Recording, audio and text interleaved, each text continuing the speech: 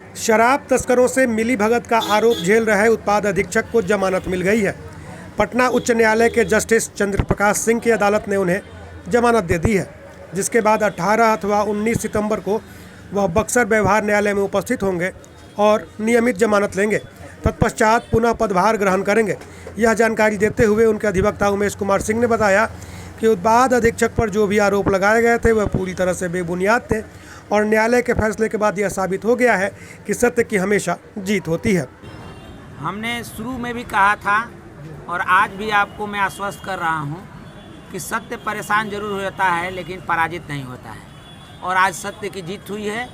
माननीय उच्च न्यायालय पटना से ऑनरेबल जस्टिस चंद्रप्रकाश सिंह की खंडपीठ से हमारे उत्पाद अधीक्षक श्री दिलीप कुमार पाठक जी को जमानत मंजूर की गई है और आने वाले दिनों में आपके बीच हमारे अधीक्षक उत्पाद श्री दिलीप पाठक जी अपने कार्य करते हुए नजर आएंगे। अच्छा, क्या लगता है जो आरोप लगाए गए थे उन आरोपों में कितनी सत्यता है?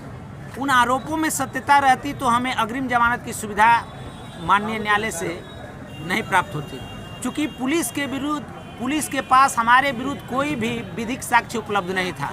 और कारण यही है कि माननीय न्यायालय द्वारा आज तक पुलिस को हमारे अधीक्षक उत्पाद श्री दिलीप पाठक जी के विरुद्ध कोई भी गैर जमानती वारंट इशू वगैरह नहीं किया गया। यह इस बात का द्योतक है कि हमारे अधीक्षक के विरुद्ध किसी प्रकार का कोई लीगल एविडेंस नहीं है। जेडीयू जिलाध्यक्ष जो आरोप लगा रहे थे उन्होंने आज फिर ये कहा है कि उन पर विभागीय कार्रवाई शुरू हो गई है। ये राजनीतिक हथकंडा और राजनीतिक लाभ लेने वाले लोगों के बारे में मैं नहीं कह सकता हूँ, लेकिन जो लोग जो आरोप लगा रहे हैं इसमें कितनी सत्यता है? नहीं, इस तरह की कोई जो विभागीय कार्रवाई है अभी तक कोई स्टार्ट नहीं हुई है, और विभाग और माननीय जिला पदाधिकारी महोदय सबों ने इनके कार्य का प्रशंसा किया है अधीक्षक उत्पाद का। और हमको लगता है कि उच्च न्यायालय पटना से प्राप्त जमानत के बाद जो कार्य होगा वह और निरंतर जो है गुणवत्तापूर्ण होगा, क्योंकि यह द्वेष और भावना से इस तरह का जो राजनीतिक बात कही जा रही है। हमारे उत्पाद अधीक्षक महोदय ने जो उन लोगों की गाड़ियां हमारे विभाग में चल रही थी, उन लोगों के द्वारा जो संलिप्त लोग जो थे, जो उनके गाड़ी के ड्राइवर वगैरह, उन लोगों को माने गलत काम करने से रोकने और इस तरह का जो दुर्भावना बस जो है प्रचार प्रसार किया जा रहा है।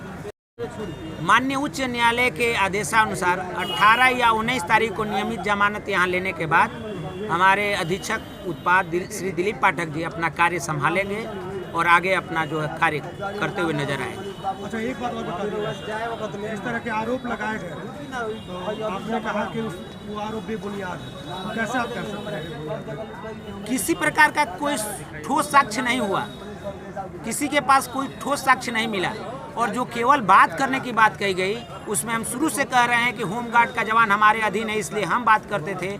और एक जो मुन्ना सिंह की बात कही जा रही है, उनके भाई की मृत्यु जो है मुरार 10-22 कांड में हुई थी, उस कांड में मिलने वाले राशि जो राशि मिलनी थी अनुग्रह राशि, उस राशि को देने के लिए उस कमेटी के मेंबर थे, उस नाते उनसे बातचीत हुआ करती थी।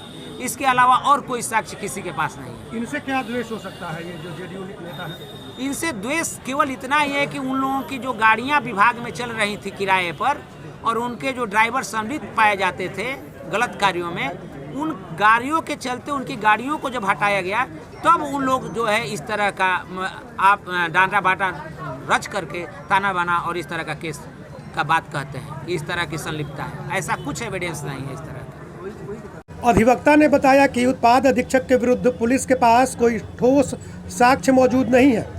ऐसे में न्यायालय ने यह पाया कि आरोप दुर्भावना से ग्रस्त होकर लगाए गए थे, जिसके आधार पर उत्पाद अधीक्षक को जमानत मिल गई। उनकी जमानत याचिका को मंजूर कर लिया गया।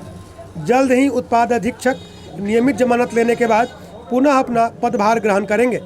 अधिवक्ता ने यह भी बताया कि बक्सर के एक राजनीतिक दल के नेता के द्वारा उत्पाद अधीक्षक पर केवल इसलिए आरोप लगाए गए थे क्योंकि उन्होंने नेता की उन गाड़ियों को विभाग से निकलवा दिया था जो विभाग में चला करती थी। उन्होंने कहा कि यह प्रमाण मिला था कि उन गाड़ियों के चालक तस्करों से मिले हुए हैं और शराब तस्करी में सहायता करते हैं।